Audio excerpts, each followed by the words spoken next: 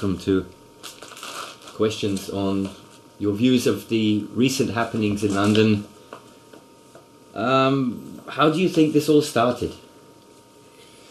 As far as I know from the media, as probably most of the people, with exception of those who have attended the so-called events, the riots, or however they call it, it started due to a shooting of a young guy who has been considered a criminal, a drug dealer, and that was the lightning which light the eruption developing into an explosion. So it was a minor event, but obviously something must have been there which was ready to explode. Otherwise it couldn't have gotten that momentum. And do you think that the events that took place after this demo were pre-planned, or this was just one event led to another and people got more and more wild? It doesn't look like for a big planning or a master plan or whatever, since there was no organization and real knowledgeable or open organizational structure behind these movements. It showed rather an indirect understanding and fast communication, of course, via modern electronic communication devices, which enabled those people to gather and orient and direct their action as they wish to undertake them. Do you think something like this could happen in Austria? I don't think so, at least not at these times, since here the unrest, or let's say the social hatred, isn't rooted deeply. Most people find their ways of living, and anger is expressed, of course, but it hasn't grown to an amount and quality which could be named dangerous. Why do you think there's so much social hatred in England, or in London especially? It looks like that has a long history, and if we look at this conflict, as it has shown us the ugly face during that week, London burning, that a whole, in a typical class society, a deep gap between those who have and those who haven't, the ones who are on the upper side and the large number who are down and under, as to say, and use an old name, has grown. And it looks like, and many people of the opposition, as well as pedagogues or psychologists, sociologists, have stressed that the unsatisfactory situation of those underclass people, so to say, the no future mentality, the non-existence of any positive outlook for the near or far future, of course, is a ground of a source for hatred, which motivates easily such actions. But I guess that's only one point and one side, because the unrest and the violence with which it was undertaken hasn't been primarily politically motivated, but socially, and to a certain degree, as far as one can judge by reading and the press and watching the video news, by a very egotistical, selfish moment. It looked like these youngsters weren't protesting in the first place, but trying to grab a chance to get something. I mean, if you have seen the pictures, what did they do? They didn't protest and damage the typical representative objects of the government, the establishment or whatever, not the banks, not the big insurance companies, not the institutions of the government, police stations, parliament, etc., but shops, warehouses, and there, this is very interesting, shops also of small shop owners, right? So almost people of their same kind were obviously the enemy, the victims. For later explanation, this will be a very important moment. And the reason was, and it was immediately fulfilled by that, to grab. To grab what? Consumer goods, gadgets. Nikes, iPhones, plasma TVs, computers, electronics. All that, of course, what advertisement in the economy shows to the people what they should achieve, what they should have, what they should get. And in a society who defines herself via consumption, this is a very luring moment, right? And those who can't pay, they can't get the entrance ticket. So they took it, they grabbed it, by force, by violence. And that distinguishes these kind of actions from political protest. And in my view, many commentators do not distinguish if they even ask for possible reason or backgrounds. They focus either too much on the violence as such, or on possible backgrounds, finding explanations in social conditions, etc., what I mentioned, almost as an excuse. But in my view, there is a big distinction between pointing out explanatory factors, so to say, the reasons, the possible backgrounds of why has it come to that way, what has grown from the sources, etc., the histories, the social contexts, etc.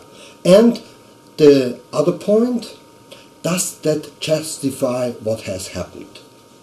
If one is ready to accept it and say, yes, this is not just understandable or explainable, but it is justified, then of course the society would have given up her position to stand to certain values, even if these values called for are violated by the own establishment. There's a big distinction, because if we need a correction, then we have the means in political ways to work politically to change it. If we allow the mob, so to say, the people from the street, not to govern and not to oppose in plausible or understandable ways, even if they become violent, but then it's a different kind of violence, then we allow the egotistical desires, the hatred, an open playground. And that, of course, damages that society as it would damage any society. Therefore, my opposition to that. So I would like to distinguish between trying to understand possible sources, backgrounds and contexts, and at the same time to distinguish between totally intolerable, non-acceptable ways of using force as it had been used, and for the future, conclusions and understandings of what politically or socially should change, not just to avoid that violence, but to enable a better social development. But these aspects are quite distinct and different. What do you think about the reaction and the role of the police in the situation? The role of the police, that was something very surprising for me as an outsider. I'm living here in Austria, and Great Britain generally values very high in public opinion and in our grown image of that old democracy. And despite certain developments due to the Thatcher regime and the Tories, and then the ugly policies by the Labour government and so on, still Great Britain is seen as a grown, stable democracy. They had their problems and still have, of course, you know, but those problems always seemed to be not touching the core of the society. You know, of course, we knew and we know it was and is a class society, but always the image was they not only have it under control, but they will find their way, you know. What happened now is surprising and disappointing at once. The surprise is these riots were quite different to those in the 80s, 85 if you remember, as an example. Quite different, you know. But the surprise also is twofold. In one way, as the police didn't react properly, but as being under shock and panicked, and it delayed in a wrong way. That's one point. The other point was that many from the opposition grabbed the chance to jump on the government with a line of arguments as if a different policy, let's say if there wouldn't have been Thatcher and the Tories, but just the Labour Party and their ruling, that would have been avoided. I guess this is an illusion, a negative illusion, it's a big lie on the other hand, or it is just an error. It's wrong, because those reactions show that these people try to take an easy way.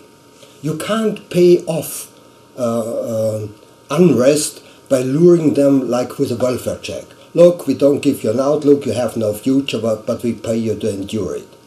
That's too easy. That doesn't function. And many green or leftist ones, or I call them pinky, that the half and half, leftish, greenish people, they have installed a culture which many call, in very negative understanding, a therapy culture, a culture of victims. And if something converts and jumps into the opposite, and you explain away everything by understanding, oh, they are not responsible, they are victims by themselves, we have to understand, that leads actually in the end to an understanding, in the end we have to pay them, that they teach us something, and so on. And I guess that will be another new field for those circles or class strata who will grow more and more angry because they see it as a betrayal, as a fraud. Because obviously there are some ones who try to teach their children, those who learn in school and so on, who try to get a job, who try to do that job, who pay taxes, and then they are confronted with a group which violently gains public attention and then will be rewarded. To a certain degree, of course, the government now puts up very harsh measures, you know, to catch them and then bring them to court, etc. That's the other ugly side of the system. I mean, let's not forget, Great Britain is the first best organized state in Europe with surveillance and observance devices. And despite of that, it could happen. Despite of Scotland Yard and a secret service, etc., it was obviously a surprise. That could teach us something. At least it provokes question, right? For me, it triggers a whole lot. So there lies a problem, in my view.